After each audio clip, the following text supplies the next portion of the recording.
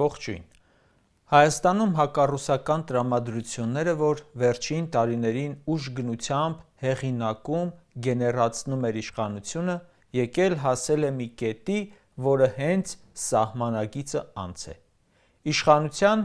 ինչու չէ, նաև շատ քաղաքացիների մոտ մոդա է դարձել Փաշինյանի իշխանության պատճառով մեր գլխին եկած բոլոր ողբերգությունների մեջ Ռուսաստանին մեղադրելը։ Հիմա, երբ ամեն ինչ ավելի սրացավ, արդեն տեսնում եմ շատերի մոտ մթագնած գիտակցության բացում, սկսել են հասկանալ ռեալ վտանգը։ Խոսքը իշխանության մասին չէ։ Նիկոլի արտաքին քաղաքականությունը, որը քանդեց Արցախը, քանդեց Հայաստանի անվտանգային համակարգը, հիմա էլ քանդում է տնտեսությունն ու տնտեսական անվտանգությունը։ Փաշինյանենք ասում են. կմնանք ԵԱՏՄ-ում, մինչև դառնանք Եվրամիության անդամ։ Ռուսաստանն ասում է այդպես չի լինում, դու շուտով պետք է որոշում կայացնես, այլապես կկայացնենք մենք։ Այսինքն, Հայաստանին կարող են դուրս անել ԵԱՏՄ-ից, խզել Ռուսաստան Դաշնության հետ կապերը իր բոլոր հետևանքներով։ Իհարկե կարող են սրանք մի 20 տարի անհույս բանակցել Եվրամիության հետ և ի վերջո նեղացած նահանջել։ Իսկ ինչ տնտեսական վտանգներ են մեզ սպառնում։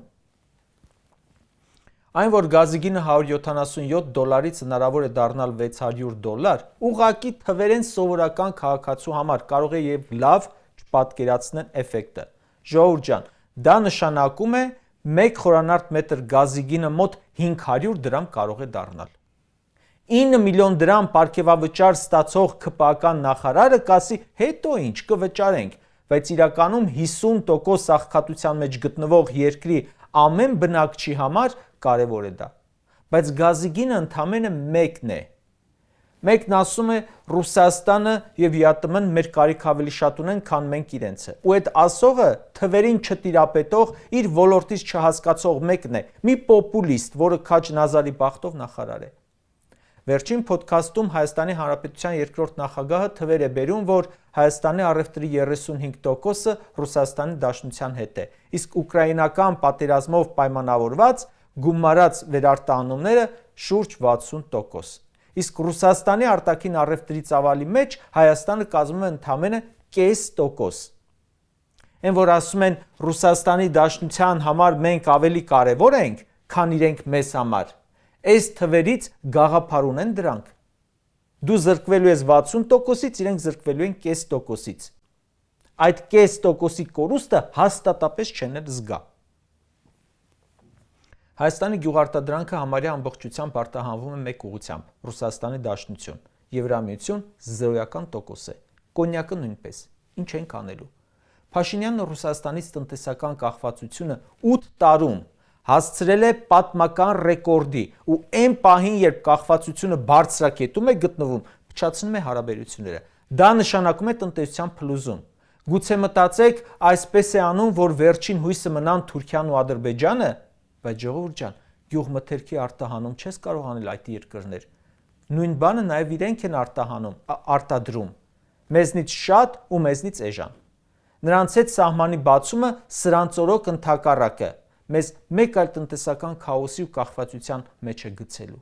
Ռուսաստան Դաշնությունում բնակվում է մինչև 3 միլիոն հայ, որոնց մի մասը Հայաստանի քաղաքացիներ են։ Ամեն գարնան 100,000-ները մեկնում են Ռուսաստան արտագնա աշխատանքի, վերադառնում են աշնանը, իսկ Ռուսաստանից քանի հոգի է գալիս արտագնա աշխատանքի Հայաստան։ Եթե Ռուսաստանի Դաշնությունը սահմանափակի հայերի մուտքը օրենսդրություն խստացնելով, գործ չտալով, տենդերներից զրկելով, ուր են գնալու աշխատանքի՝ Փարիզ, Բրյուսել, Վաշինգտոն։ ՔՊ-ին սա չի հետաքրքրում, որովհետև իրենք 8 տարի առաջ վերադարձել են արտագնա աշխատանքից ու հիմա Հայաստանի կառավարությունն է իրենց համար խոպան։ Այն մեկը Ռուսաստանում հեռախոսի աքսեսուար էր ծախում, եկավ դարձավ ՔՊԱ-ական դեպուտատ։ Այն մյուսը որդիների հետ Ռուսաստանում շինարարություն էր անում, եկավ դարձավ ՔՊԱ-ական դեպուտատ դարձյալ։ Այն երրորդը Ռուսաստանում տաքսի էր քշում, եկավ դարձավ ՔՊԱ-ական մարզպետ։ Այն հաջորդը Ռուսաստանում շինարարություն էր անում, եկավ դարձավ քաղաքապետ, հետո մարզպետ։ Այն մյուսն էլի խոպանում էր, եկավ սկսեց բիզնես անել, լինելով Նիկոլի հարազատը։ իրենք իրենց հարցերը ժողովուրդ լուծել են, խոպանի կարիք չունեն ու թքած ունեն, որ իրենց պահած երկրում դրա կարիք ունեն 100,000-ները։ Ամեն ամիս Հայաստանում 100,000-ավոր ընտանիքներ են գոյատևում Ռուսաստանից եկած ավելի քան $200 միլիոն տրանսֆերտով։ ԿՊ-ն Ռուսաստանից տրանսֆերտի հույսին չէ, նրանք բյուջեից են 100 միլիոնավոր դոլարների պարգևավճար ստանում, կամ հիբրիդային պատերազմ մղելու համար փողեր արևմուտքից։ Սրանք թքած ունեն, որ Հայաստանի բնակչության 80%-ից ավելին ինչ որ թելով կապված է Ռուսաստանի հետ, ու այդ թելը արդեն բարակել կտրվում է։ Ռուսաստանի վարչապետն ասում է, Հայաստանի գործընկերները մոտեցել են այնտեղ, որ պետք է վերակառուցենք տնտեսական հարաբերությունները։ 2 օր անց կարդում ենք, որ Ռուսաստանը կարող է չեղարկել Հայաստանից կոնյակ արտահանող խոշոր գործարանի լիցենզիան, կեղծված արտադրանք ճանաչելով։ Խաղողագործներ, պատրաստ եք այս սցենարին։ Իսկ ծիրան, դեղց, պոմիդոր ու ամեն տեսակի գյուղարտադրանք արտադրողները։ Ու այս սաղ նրա համար, որ Հայաստանում իշխանության է Նիկոլը, ու խառը քանդում է, ինչին ձեռք է տալիս։ Մի մասը կասեք անգրագիտությամբ, մի մասը կասեք դավաճանությամբ, մի մասը կասեք դրսի պարտադրանքով, բայց ժողովուրդ ջան, որ մեկն էլ որ լինի, մեկը սարսափելի է, կարճ ասած։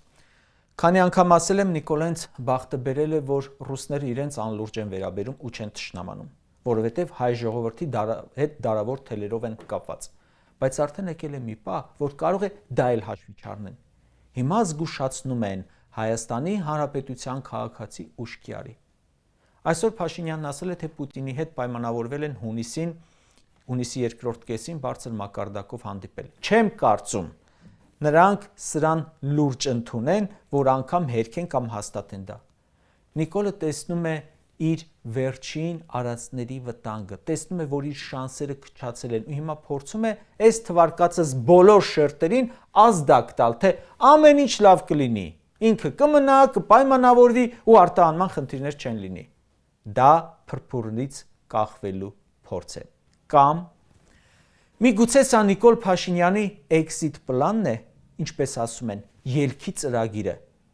Այս ամենը կարող է չի հասկանում նա։ Հասկանում է։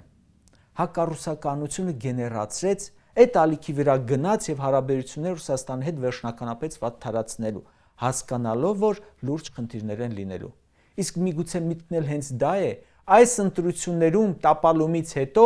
նույն իր եվրոպացի հովանավորներին ասի. ինչ անեմ, ռուսները չթողեցին, ամեն ինչ արեցին, որ պարտվեմ, ու ինքը դուրս գա այս ամենի տակից։ Միգուցե երաշխիքներ ստանա որևէ երկրից, թե որ երկրից, կարևոր չէ։